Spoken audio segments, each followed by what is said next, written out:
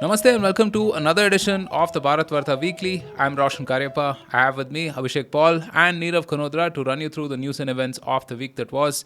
It's been a rather slim, sort of boring week, I should say, but a few headlines nevertheless. We had Prime Minister Modi visit Australia and he had a fantastic reception there. There is the Central Vista inauguration coming up, and there's a whole controversy around this Sengol, which has been instituted there.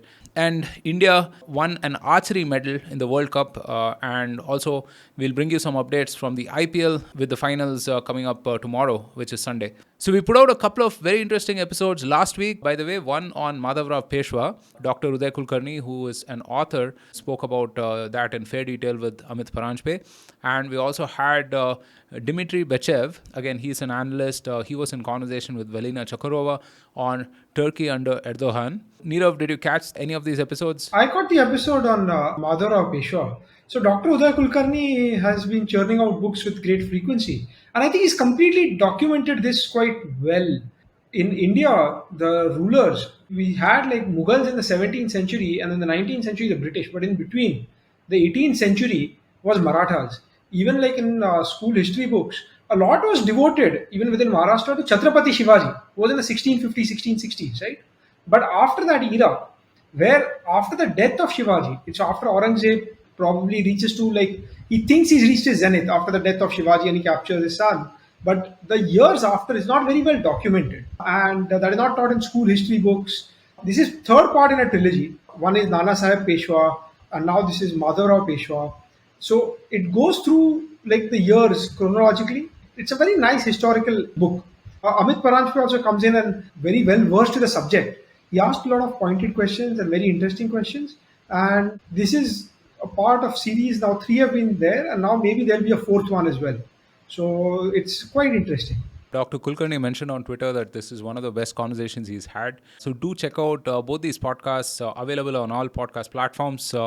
All right, let's get on with the news for the week. The Indian Prime Minister, Mr. Narendra Modi, visited Australia this past week from May 24th to 26th, where he met with his counterpart, Australian Prime Minister Anthony Albanese. Prime Minister Modi also addressed a gathering of about 20,000 Indian Australians in Sydney, where he spoke about the strong ties between the two countries. In an introductory speech, the Australian Prime Minister heaped praises on Prime Minister Modi for his popularity as a leader and also referred to him as the boss. Abhishek, again, I mean, it's just a rock star welcome wherever Prime Minister Modi goes. I think the diaspora crowd really loves him. In fact, one of our guests, Shrima Talukdar, has written a fantastic article in First Post on the same lines. But what do you make of this visit? Yeah, so he's basically just concluded a three-nation tour now, right? First, there was the G7 summit in Japan, right? Where India is always like a permanent invitee or a guest. And then the leaders of the Quad were supposed to go down to Australia for the summit of the Quad, right? But which, due to the American domestic political issues, namely the debt ceiling crisis that they have, Joe Biden essentially cancelled the summit participation and also his tour down under to Australia and Papua New Guinea. So, along with PM Modi, even Joe Biden was supposed to, have his own events, conferences, and meetings, etc., with the Australians and in Papua New Guinea. So I guess both those countries were left sort of hanging by the United States, and that has not gone down well. But Prime Minister Modi, chose to, go ahead with these trips. And as you said, he had one of those events with the diaspora in the Kudos Bank Arena in Sydney, right? I think it was close to a sellout. About just under 20,000 people attended that. It kind of reminded me of the events he was having in his first term, right? In the US, in Madison Square Garden. He had one with Trump, I think in Texas, and then also with Boris Johnson in the UK, probably Wembley Stadium, I believe. So yeah, it's been a while since he's had one of these large events for the diaspora. So I was kind of going through the coverage in the Australian media in their various sort of YouTube channels. How was this perceived? And I thought it was largely taken in a positive way. I think they were quite shocked to see the popularity of a leader coming from such a faraway land and getting such a reception in Australia. I think one thing is that in most Western countries, whether they are in power or not, politicians are not looked upon as someone that you go to see, right, for a rally or something. So there's a cultural difference, obviously, right, which is and I would probably say that even in India, if you take out Prime Minister Modi, I mean, he's a bit of a he's in his own league, right? But most politicians are not per se that popular. So yeah, it was quite interesting. I think some of the media houses there tried to cover some of the protests, etc., that were also happening. So I saw a lot of surprisingly Khalistani protests happening even in Australia. Yeah, I think it was a good sort of trip for him. I mean, in local news, I would say good news that they talked about opening new consulates in Brisbane and Bangalore, right? So maybe that's a good news for Bengaluru people who want to, travel to Australia. The other thing I would say is his Papua New Guinea trip had a very unique photo op, right, or photo shot where the Prime Minister of Papua New Guinea went to touch his feet to seek his blessings, which was interesting. I think Papua New Guinea, although a tiny island, has become quite a significant place because of the whole competition with China, right? And so, because of its strategic location, almost every major Western country also has made it a priority to sort of visit there and have good relations with that place, right? With the threat of China always looming. And so I think they were particularly left disappointed with Joe Biden electing not to, visit that. And so the visit of Prime Minister Modi held extra significance for their, leadership because it helped them save face, right? So yeah, I think interesting couple of visits down under, and I think with that, I guess the focus will now shift to the events in New Delhi. I guess we'll talk more about that in the next segment. Yeah, you mentioned his visits to the US, right? I mean, I remember that speech where he said, "May the force be with you." So, I mean, he had his typical Modiisms here as well. He mentioned the three C's: Commonwealth, cricket, and curry, and then that being the three D's now: democracy, diaspora, and dosti, right? All of which elicited a huge response from the crowd. Enough that even the leader of the opposition, Peter Dutton in Australia, mentioned that, all the politicians were jealous that he could get such a rousing welcome with 20,000 people attending a stadium on the other side of the globe, right? Pretty fantastic. And I would highly recommend that. People read Shrimoy Talukdar's article, "Why is the Prime Minister so popular abroad?" For the diaspora, Modi has made it cool to be an Indian. Fantastic article, do check it out. All right, moving on to some politics now. The new Parliament building announced in 2020 is being inaugurated on 28th May 2023 by Prime Minister Modi. The Prime Minister will be placing the historic Sengol near the Speaker's seat in the new Parliament. The Sengol is a scepter of historical significance. It was handed over to Pandit Jawaharlal Nehru as a symbol of transfer of power from the British to Indians way back in 1947. Both the moves, the inauguration of the Central Vista and bringing back the Sengol, have been protested and boycotted by the opposition parties. Nirav, we saw a lot of brouhaha on Twitter about this. I don't know. I mean, these are times I hope that there is something bipartisan that people can come together and celebrate, development and history and so on. But yeah, it is just pretty unfortunate. So I think, see, what has happened is like the opposition is opposing things for the sake of opposing because you are opposition party. So first, on the whole Central Vista project and the new parliament, kudos to the team, Bimal Patel, the architect, and Tata Projects, which executed it. So it was announced in 2020, delivered in 2023. This is fantastic. This shows that we take out project, we do projects, deliver them on time and high quality. That is fantastic. I think there's a video going out about Bimal Patel talks about the whole architecture and the circle and the triangle, right? And the whole concept about the Rajya Sabha and the Lok Sabha, etc. So I think that's fantastic. I'm really happy that this was some project which they said that they are going to do, very high profile one, deliver in time. And the old buildings, Edward Lutyens decided like the capital would move to New Delhi in 1912, and the old Parliament building was built by 1920 or 21. So it's a 100-year-old building. It's lived past like its utility, right? And maybe we see an expansion or delimitation of number of seats in the future. So it has like bigger halls. Also, like for common sessions, they all can be in like the same room, the Lok Sabha and the Rajya Sabha. So I think this is a fantastic thing. This shows progress. Now coming to the Sengol. The Sengol was given by a Shaivite mutt from Tamil Nadu, and this was a practice in the Cholas, during the Cholas, right? And this was a symbol which was given to Jawaharlal Nehru. So from Mountbatten handed it over to Jawaharlal Nehru, symbolizing the transfer of power. This was an epochal moment in Indian history, right? That you've gone and become independent, or symbolized as that. Now, for whatever reasons, this was put in Allahabad Museum and put as like Nehru's walking stick, being there. Maybe they didn't care as much. Maybe the leadership at that time didn't care as much. Actually, it's very fascinating that it was about 2 years that they were looking up articles from 1947 and looking at all the things which were handed over or the events which happened.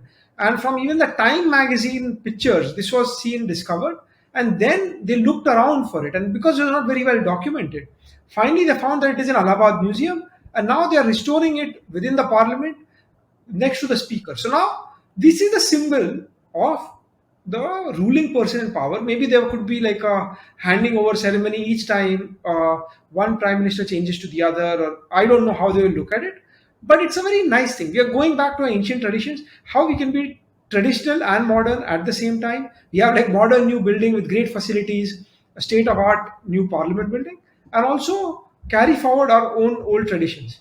So I think this is also quite a pleasing thing. See, now the thing is that, oh, it was Nehru's walking stick, how can you use it, etc. But it was a part of the government of India. It was there in Allahabad Museum. So let us forget the bipartisanship. Think about it as a heritage from our Chola kings. We had a different episode on that as well earlier. So I recommend all listeners or viewers, please check that out. But we are trying to maintain our traditions and embrace modernity at the same time. I don't think that there is any issue. In fact, all of these things should be celebrated. And controversies apart, I think a lot of opposition politicians chose not to attend are choosing not to attend the inauguration. See, this parliament building is for all politicians, all political parties. Everybody will attend there. And again, this is for India. This is not for BJP. This is not for Narendra Modi. Modi will cease to be prime minister at some point in time. In future, there could be another party which could win an election, and they will again be in power and use all of these things. So we should not think of these things. While kudos to Modi and the whole team, I specifically want to highlight Bimal Patel and Tata Projects for building this in time, and that's a great thing. But it is the whole team effort, and it is for all people of India, right? And all parties. So I think, controversy aside, I think people are looking at it. We just had elections in Karnataka. We saw a peaceful transfer of power. This is not a banana republic where somebody, or this is not a dictatorship.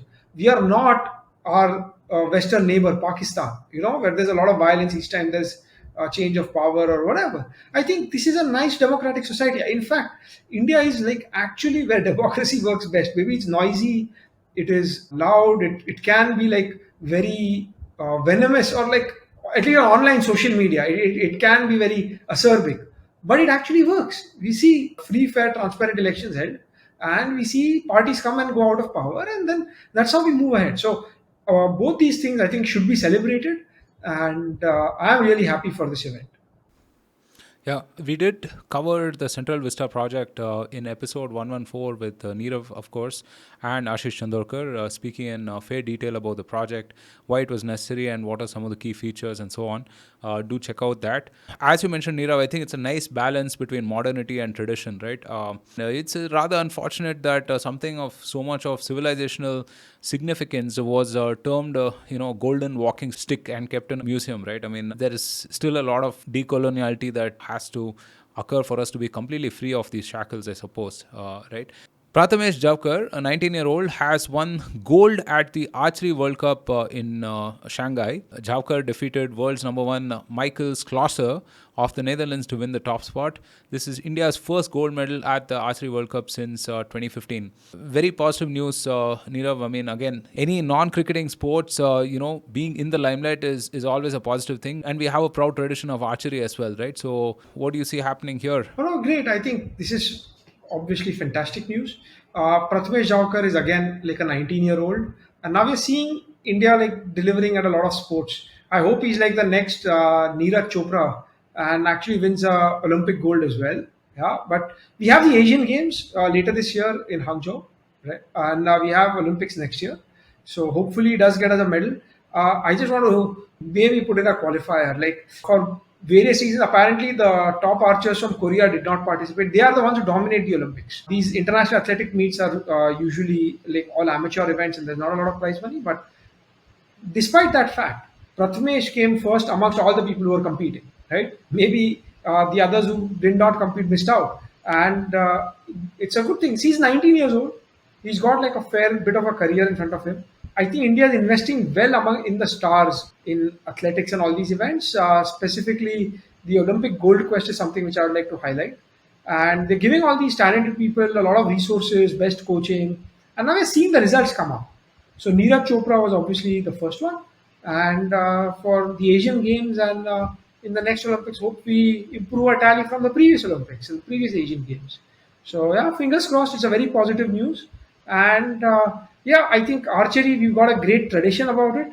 Hopefully, we see a lot more people pick it up. I think obviously cricket gets the most amount of sponsorship money and all of that, but all of these events as well, I think people with different skill sets or different interests pick up more sports. That's always heartening.